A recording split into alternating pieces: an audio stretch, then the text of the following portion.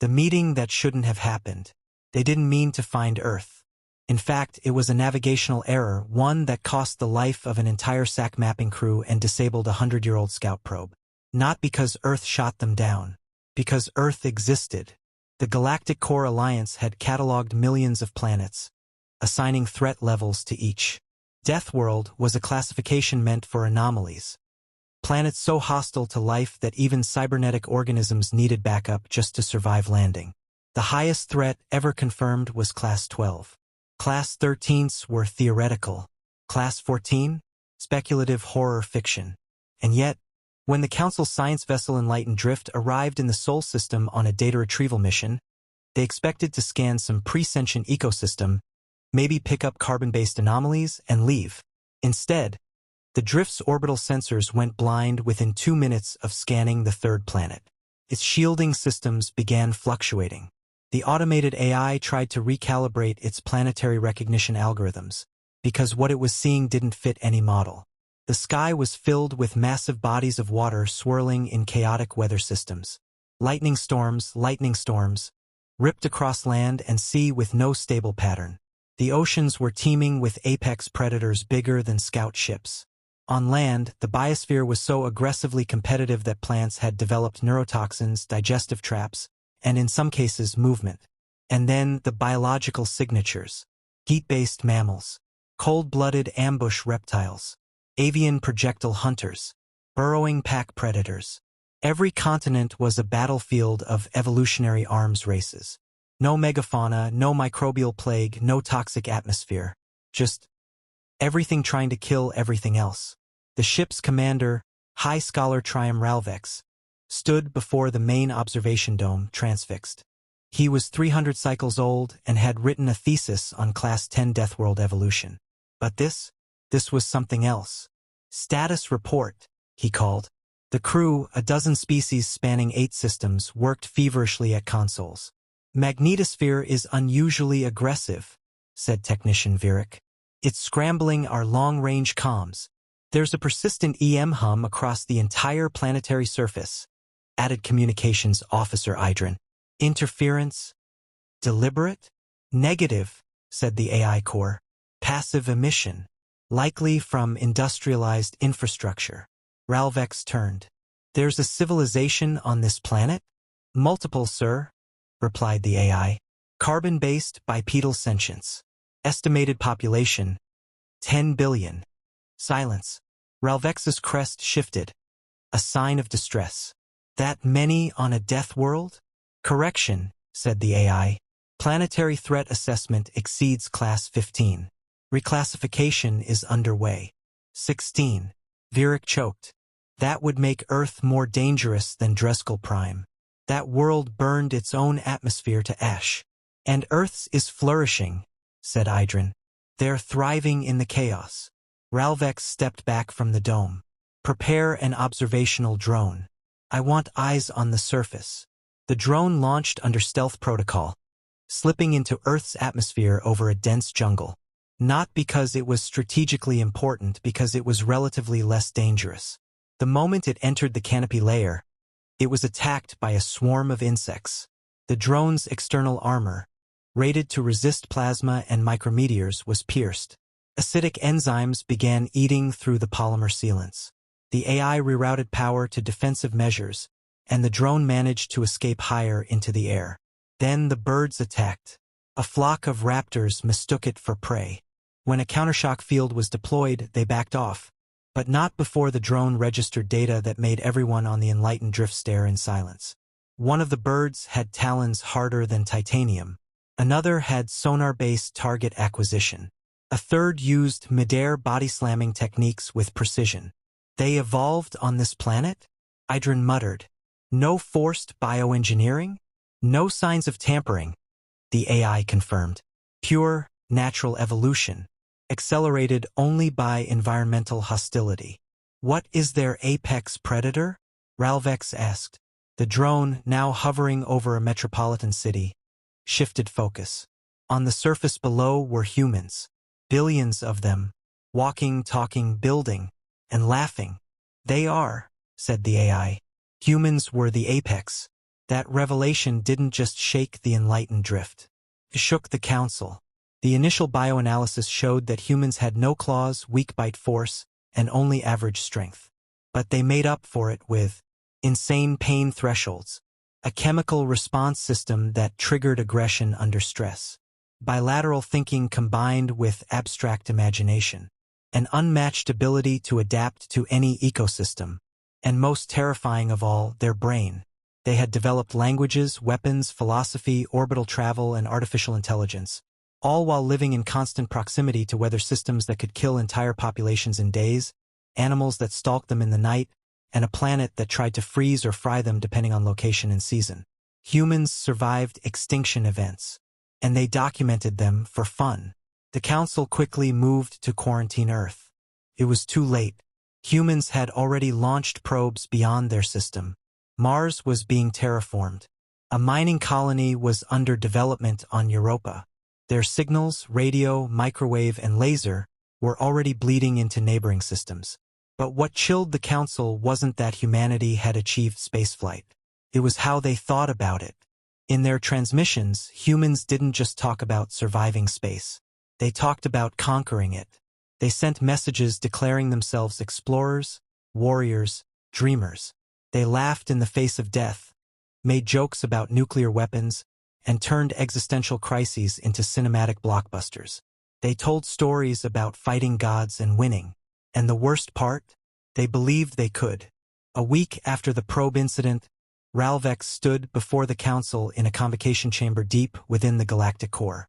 "I submit to you," he said, "that Earth must be classified as a forbidden system. Humanity is not to be contacted, provoked, or studied directly. They are anomalous, unpredictable, and fundamentally incompatible with galactic norms." A ripple of unease passed through the crowd. "Surely you exaggerate, High Scholar," said Chancellor Ver. "They are primitives. They squabble among themselves, wage war for territory, burn fuel for pleasure. That's what makes them dangerous." Ralvex snapped. "They did all of that, and yet they made it off-world. You think they'll stop there?" Another voice spoke from the shadows. Old, slow but unwavering. "They won't stop," said Elder Doc. "They can't. Not because they seek domination, but because they need to understand. They burn themselves to reach higher." The chamber fell silent. "Then what do we do?" someone whispered. Ralvex looked up at the screen behind him, where the Earth spun silently, a blue marble wrapped in storms and fire. He spoke only 2 words. "We watch." The alien who landed. The capsule that fell from the stars wasn't meant to land. It was an escape pod, barely functional and riddled with plasma burns, trailing a dying ion signature as it screamed through Earth's upper atmosphere. When it slammed into the Alaskan tundra, it triggered no global alert, no military satellites stirred. Not because no one noticed, but because Earth's defenses had long since classified objects that small as non-threats. But the planet noticed. Something far more ancient than machines stirred in the frostbitten Earth, unseen by satellites and unknown to governments. The wild remembered what had come before. The wolves paused. The winds shifted. The forests, silent for a moment, resumed whispering, but now in a new direction. Inside the shattered pod, the alien coughed. He was wounded, his exosuit cracked, the translucent sheen of his outer carapace scuffed and bleeding thick, greenish fluid. Svarnek was a xenoanthropologist, a scholar of the Galactic Collective, part of a recon unit that had, very mistakenly, chosen Earth as a safe landing zone after their cruiser took a hit during a skirmish near the Orion Expanse. His mission: retrieve xenobiological data from the surface, then await extraction. No one expected him to survive the crash, and no one expected Earth to be so alive. He staggered from the wreckage, scanner in hand, limping across the icy plain. The air was sharp with oxygen, far more than most sentients would consider healthy, and gravity tugged heavier than standard. Even with his advanced physiology, each step felt like dragging a mountain. But he had data to gather. He'd find a forest, or a water source, maybe some benign local fauna to scan. He hadn't walked 50 meters when the wolves found him. Not the gentle scavengers described in old galactic archives. These were northern greys, lean, hungry, and utterly disinterested in his advanced species or diplomatic insignias. They circled in the snow, ghostly shadows with eyes that gleamed not with curiosity, but calculation. Svarnek froze. His translator stammered as he tried to engage.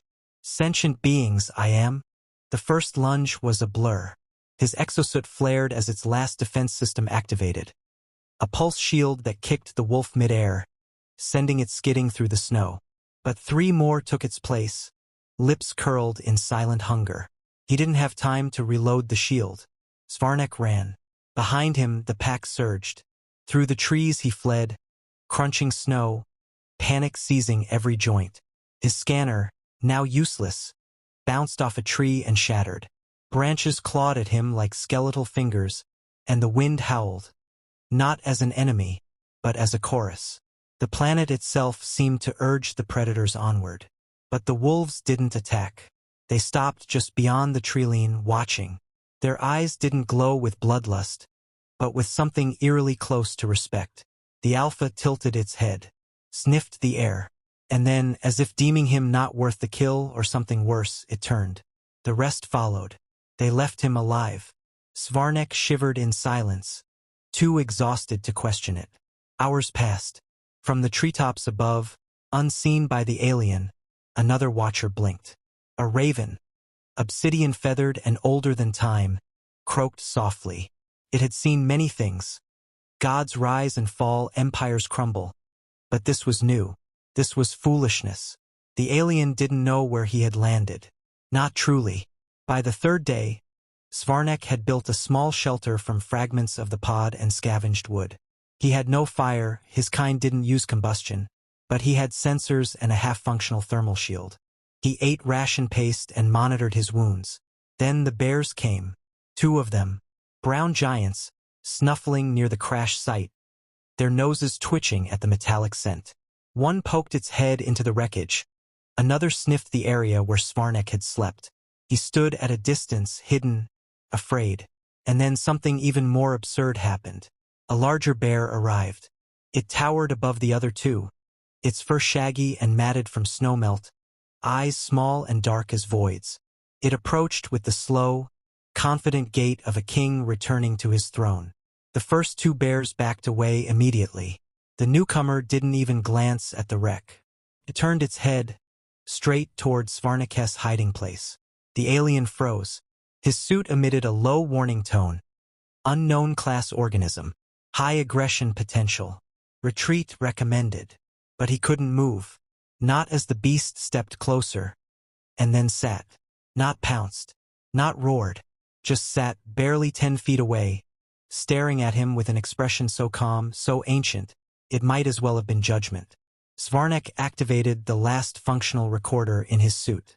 The image might one day make it to the galactic database. Might warn others. Note, local megafauna exhibit unnaturally high levels of dominance, resistance to fear, and possibly cognitive recognition. The bear rose after a time and walked away, not once breaking eye contact. The warning in his suit updated. Planetary classification under review. Suggested adjustment. Deathworld Class 16. Day 5. Svarnek began losing his mind. It wasn't the cold, nor the constant threat of predators. It was the feeling as if the world itself was watching. The wind carried whispers he couldn't translate. Trees seemed to shift position overnight. His footsteps never echoed the same twice. And then he saw the primates. They weren't human. Not yet, but close. A group of wild gorillas had wandered far from where any database said they should be. They moved in silence, majestic and curious, clearly observing him as much as he observed them. One of the younglings approached his campfire-less shelter, knuckling along the snow before stopping within arm's reach. Svarnek held still. The young gorilla reached out and tapped the edge of his ruined scanner. Then, as if bored, it turned and ambled away. He recorded everything, but none of it made sense. These weren't just wild creatures. They were watching him, judging, learning. Even the insects. He'd seen a colony of ants swarm and carry away an entire ration pack overnight, organizing in shapes that almost resembled glyphs. Earth was not a planet. It was a machine that had evolved teeth, instincts, rage, and purpose. A machine designed not just to kill but to test. On the 8th day, his rescue arrived. 3 figures descended from the sky in grav boots, armored and armed, weapons glowing with restraint charges. They found Svarnek wrapped in a makeshift fur cloak, huddled beside a half-eaten elk carcass, eyes wide with exhaustion. "Survivor located," one said. They carried him aboard the drop vessel, administered healing nanites, asked him questions. He didn't answer, not at first. But as the ship rose above Earth's atmosphere, he spoke softly. "Do not return here," one of the soldiers scoffed. "Come on. It's just a backwater jungle rock." Svarnek turned to him slowly, eyes haunted. "It's not a jungle. It's a crucible." "What's that supposed to mean?" Svarnek didn't respond. Instead, he looked down at the shrinking planet. The ship's AI voice calmly recited, "Preliminary data confirms elevation in danger classification. Recommending planetary status review. Draft label, technically Class 15, but considered for 16 pending further data." The soldier laughed again. Svarnek didn't, because he knew the data was wrong. It wasn't a Class 15. It wasn't even a 16. It was something else entirely. Jungle protocols. The first thing Dralek noticed as he regained consciousness was pain. Not the dull throb of injury, but the electric fire of 1,000 microscopic stings. His limbs trembled. His internal diagnostics screeched warnings in a dozen languages. His suit's outer layer had melted from the acidic humidity. Something had eaten through the thermal shielding. He was still in the jungle. The planet, Earth, the humans called it, was alive in the most violent and careless way imaginable. His memories flickered back like lightning. The drop pods spiraling off course, the emergency landing, and his naive attempt to walk to what he assumed was a communication array. Instead, he'd stepped into a jungle with no logic, no boundaries, no mercy. He scrambled upright, brushing off writhing, translucent worms that had embedded themselves in his forearm seam. One popped, releasing a mist that made his skin bubble beneath the suit. He bit back a scream. "I'm still alive," he muttered aloud, though he didn't quite believe it. 8 hours earlier, high above the canopy, orbiting from a safe distance, the crew of the Zalthorian research vessel Luminoth stared at the live feed from Dralek's suit. "This is unacceptable," hissed Prime Zoologist Haranek. "Why didn't the scout drones pick up any of this?" "They were vaporized," answered Lieutenant Nurik grimly. "Every time we dropped one below 600 meters, a bird, or what we thought was a bird, intercepted and destroyed it. Camouflaged. Fast. Organic but predatory. Our scanning systems can't distinguish them from the forest. Deathworld-class threats should follow patterns," Haranek snapped, pacing the observation bridge. "Our classification system goes to 15, and this planet breaks every rule. And yet, the humans live here," Nurik added quietly. The observation chamber fell into silence. Back on Earth, Dralek stumbled across a shallow creek, only to find it wasn't water. The liquid shifted hues as it flowed, iridescent and thick. It hissed as it touched his boots. The jungle had no patterns. Day creatures hunted at night. Flora fed on fauna. The trees moved, not in the wind, but in thought, reacting to motion. Leaves snapped shut like teeth. One plant had tried to mimic the shape of his own form, and when he got too close, it had lashed out with vine-like tendrils.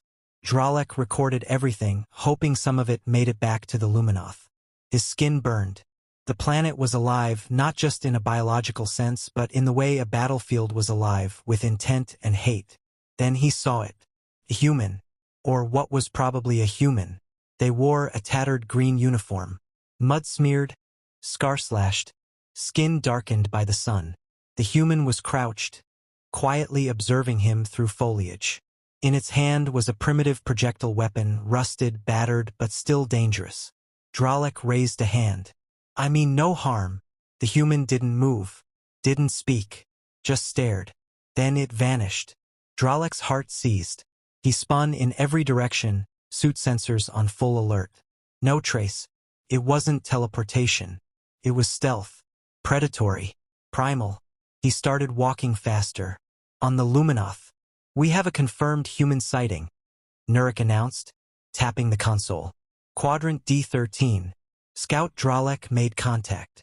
Was there a language exchange? Diplomacy? Haranek asked, a flicker of hope in his voice.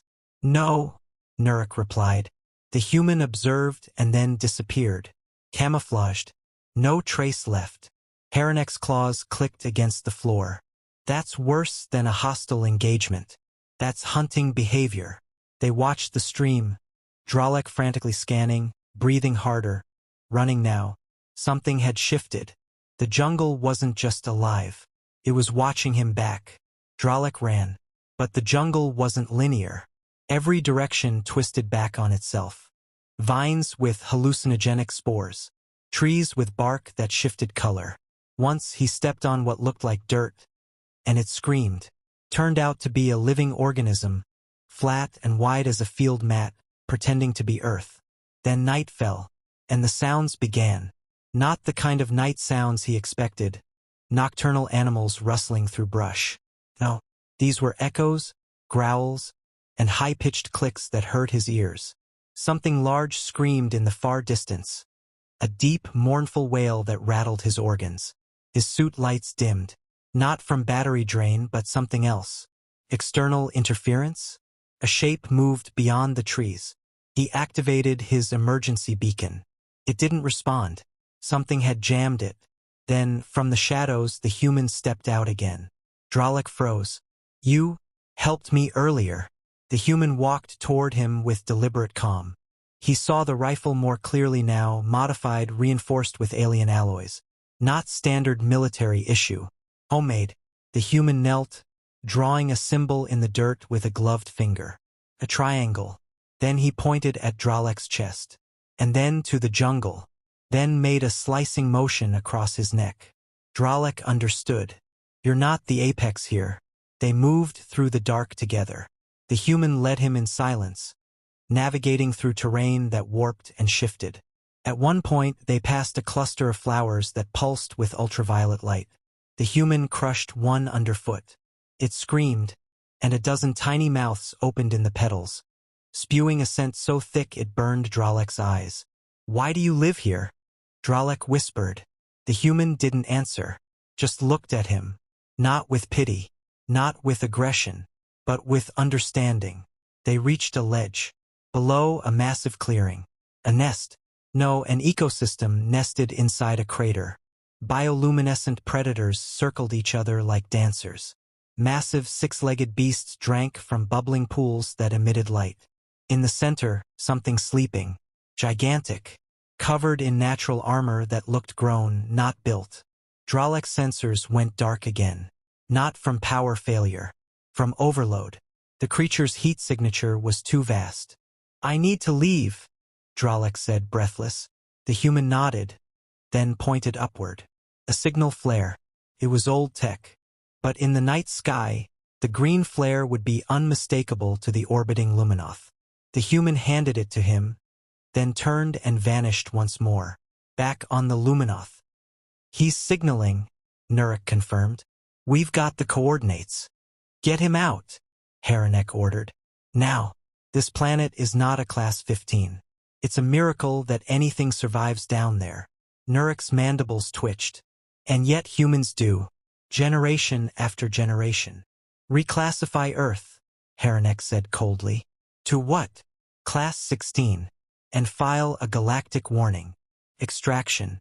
When Dralek was lifted from the jungle floor by the retrieval skiff, his body was covered in dozens of microlacerations. His suit was barely functional, but he held the flare tightly in one hand, and the symbol the human had drawn etched in dirt burned in his memory. Later, in quarantine, Haranek visited him. You survived, the prime zoologist said. That's more than we expected. I didn't survive, Dralek rasped. I was permitted. By the human? No, Dralek said. looking past him toward Earth. By the planet. You call this normal? The War Council aboard the Zaltari flagship was silent as the holoprojection spun slowly in the center of the room. It was Earth, pulsing in all its violent, unstable glory. Volcanoes, hurricanes, earthquakes, mass migrations of apex predators, and, most disturbing of all, a persistent broadcast of something called reality TV. Grand Strategist Vurith, a veteran of 3 galactic extermination campaigns, finally broke the silence. This planet is not Class 15, he said slowly, his voice gravelly with age and apprehension. It's worse, the others murmured. Class 15 was the highest rating in the Galactic Concordance Deathworld registry. Any higher and it wasn't even a world anymore. It was a self-aware death machine. Technically, said Counselor Jitar, adjusting his breathing mask nervously, we lack a formal protocol for rating above 15, but Earth is a classification error, a galactic anomaly. The data suggests deliberate hostility from the ecosystem itself. And the humans survive there, Vurith added. They don't just survive, they thrive, build civilizations, wage wars, create art, and laugh. They laugh. Worse, Jitar muttered, tapping at his tablet. They go camping, voluntarily. The room was plunged into a new level of silence. Meanwhile, back on Earth, Sergeant Amelia Kwan was giving Zekanayar a tour of what humans called a military base, and what Zekanayar could only describe as a fortified playground for apex predators with a caffeine addiction. This is the obstacle course, Kwan said cheerfully, pointing to a series of walls, ropes, and pits filled with water or barbed wire. What's the purpose? Zekanar asked, flinching at the sounds of shouted orders and grunts. Training. We simulate combat stress, terrain navigation, and adaptability. I see, Zekanar said slowly. And what happens if they fail? They run it again, until they stop failing. Zekanar stared at the obstacle course, then at the humans barreling through it like berserkers. One woman had lost a boot and just kept running, blood streaming from a cut on her leg. Another man face-planted into the mud and came up laughing.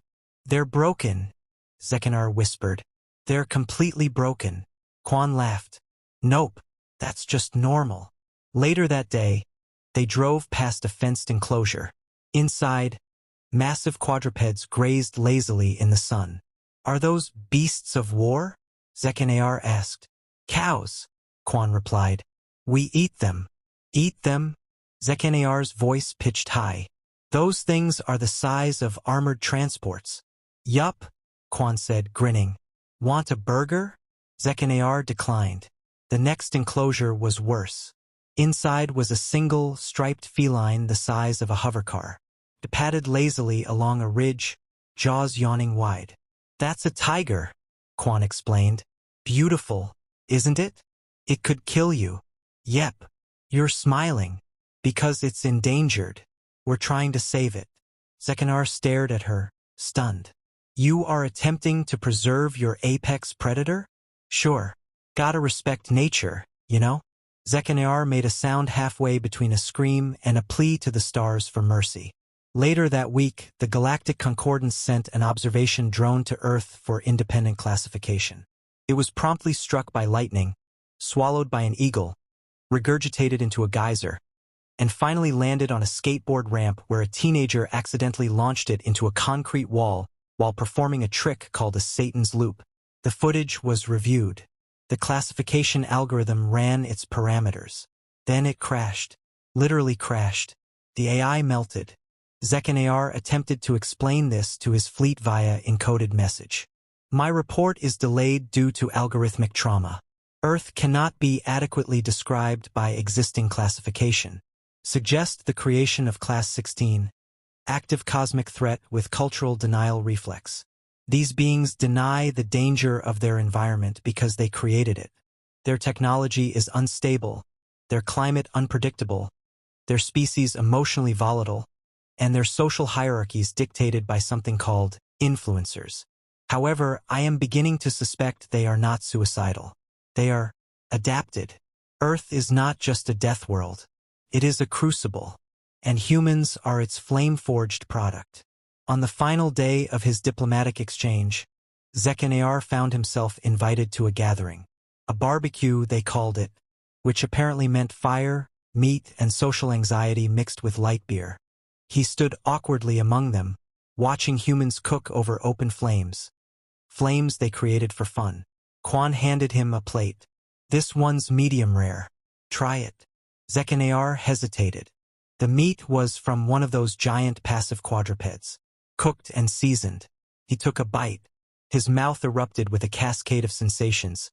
Spice, char, salt, smoke, and something he couldn't identify but which tasted suspiciously like triumph. He coughed. "It's good."